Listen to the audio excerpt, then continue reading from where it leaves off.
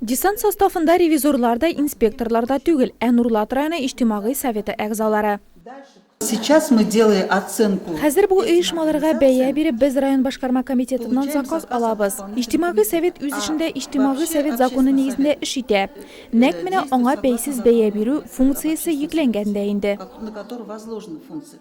Сроклар билгеле, җаваплы затлар беркетелде. Бәйсез бәя бирү параметрлары буенча инструктаж бирелде. Иҗтимагый совет утырышында алда торган бурычлар һич нинди сораулар калдырмаслык итеп аңлатылды.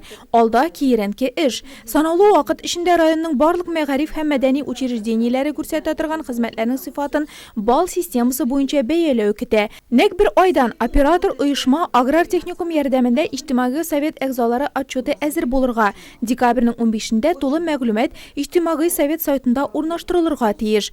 Нурлатлылар кайсы мәктәп, клуб эшчәнлегеннән канәгать, кайсы учреждениедә сыйфат аксый, тәнкыйть һәм тәкъдимнәр барысы да ачык һәм үтә күренмәле булачак.